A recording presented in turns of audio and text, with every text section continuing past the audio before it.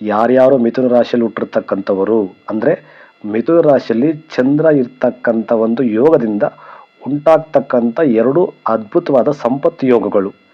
ಇದು ಕೇವಲ ಮಿಥುನ ಚಂದ್ರನಿಂದ ಉಂಟಾಗ್ತಕ್ಕಂಥದ್ದು, ಚಂದ್ರನ ಹಿಂದೆ ಮುಂದೆ ಹಾಗೂ ಚಂದ್ರನಿಗೆ ಬರ್ತಕ್ಕಂಥ ಗ್ರಹಗಳ ಸಂಯೋಗದಿಂದ ಉಂಟಾಗ್ತಕ್ಕಂಥ ಒಂದು ಯೋಗಗಳು. ಸೊ ಇದು ಲಗ್ನ ನೋಡಿ, ಯಾವುದೇ ಲಗ್ನ ಆಗಿರಬಹುದು ಜಾತಕದಲ್ಲಿ, ನಿಮ್ದು ಯಾವುದೇ ಲಗ್ನ ಆಗಿರಲಿ, ಆದರೆ ರಾಶಿ ಬಂದು ಮಿಥುನ ರಾಶಿ. ಮಿಥುನ ರಾಶಿಯಲ್ಲಿರ್ತಕ್ಕಂಥ 3 ನಕ್ಷತ್ರಗಳು ಮೃಗಶಿರ, ಆರಿದ್ರೆ, ಪುನರ್ವಸು, ಈ 3 ನಕ್ಷತ್ರಗಳಲ್ಲಿ ಚಂದ್ರ ಇದ್ದಾಗ ಅದು ಮಿಥುನ ರಾಶಿ ಆಗ್ತದೆ.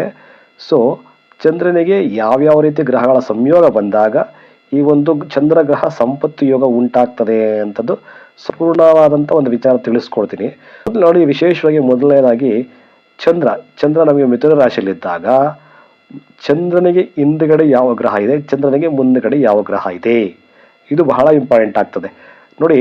ಚಂದ್ರನಿಗೆ ಹಿಂದ್ಗಡೆ ಯಾವುದೇ ಒಂದು ಗ್ರಹ ಇದ್ರೆ ಅದಕ್ಕೆ ನಾವು ಅನಪಯೋಗ ಅಂತ ಕರಿತೀವಿ. ಚಂದ್ರನಿಗೆ ಹಿಂದ್ಗಡೆ ಯಾವುದೇ ಒಂದು ಗ್ರಹ ಇದ್ರೂ ಅದಕ್ಕೆ ನಾವು ಅನಪಯೋಗ ಅಂತ ಕರಿತೀವಿ. ಚಂದ್ರನಿಗೆ ಮುಂದ್ಗಡೆ ಯಾವುದೇ ಒಂದು ಗ್ರಹ ಇದ್ರೆ ನಾವು ಅದಕ್ಕೆ ಸುನಪಯೋಗ ಅಂತ ಕರಿತೀವಿ.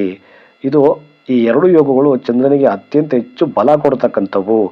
ಅದೇ ರೀತಿಯಾಗಿ ಚಂದ್ರನಿಗೆ ಆಪೋಸಿಟ್ 7ನೇ ಮನೆಯಲ್ಲಿ, ಚಂದ್ರನಿಂದ ಕೌಂಟ್ ಮಾಡಿದಾಗ ನಮಗೆ ಆಪೋಸಿಟ್ 7ನೇ ಮನೆಯಲ್ಲಿ ಮಿತ್ರ ಗ್ರಹಗಳಾದಂಥ ಕುಜ, ಗುರು, ರವಿ, ಕುಜ ಅಥವಾ ಗುರು ಅಥವಾ ರವಿ ಇದ್ದಾಗ ಇದು ಅದ್ಭುತವಾದಂಥ ಶ್ರೀಮಂತಿಕೆ ಕೊಡ್ತಕ್ಕಂಥ ಒಂದು ಯೋಗ ಇದು. ಹಾಗಾಗಿ ಚಂದ್ರನಿಗೆ ಈ ರೀತಿಯಾದ ಕಾಂಬಿನೇಷನ್ ಬರೋದು ತುಂಬಾನೇ ಜೀವನದಲ್ಲಿ ಉನ್ನತ ಮಟ್ಟಕ್ಕೆ ತಗೊಳ್ಳೋಗುತ್ತೆ. ಅದು ನಿಮ್ಮನ್ನ ಸಂಪತ್ತು ವೃದ್ಧಿ ಮಾಡಿಕೊಳ್ಳುತ್ತೆ. ಸೊ ಹಾಗಾಗಿ ಚಂದ್ರನಿಗೆ ಆಪೋಸಿಟ್ ಗುರು ಗ್ರಹ ಇದ್ರೆ ಅದು ಗಜಕೇಸರಿ ಯೋಗ ಆಗ್ತದೆ. ಚಂದ್ರನಿಗೆ ಆಪೋಸಿಟ್ 7ನೇ ಮನೆಯಲ್ಲಿ ಕುಜ ಇದ್ರೆ ಅದು ಶಶಿಮಂಗಳ ಯೋಗ ಉಂಟಾಗ್ತದೆ.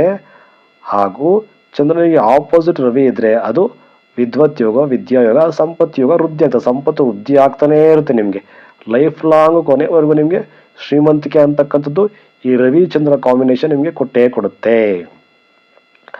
ಸೊ ಹಾಗಾಗಿ ಈಗ ಮೊದಲನೇದಾಗಿ ನೋಡಿ, ಈ 3 ನಕ್ಷತ್ರಗಳಲ್ಲಿ ಮಿಥುನ ರಾಶಿಯಲ್ಲಿ ಚಂದ್ರ ಇದ್ದು ರಾಶ್ಯಾಧಿಪತಿಯಾಗಿರ್ತಕ್ಕಂಥ ಬುಧ, ಈ ಮಿಥುನ ರಾಶಿ ಅಧಿಪತಿಯಾಗಿರ್ತಾನೆ ಬುಧ.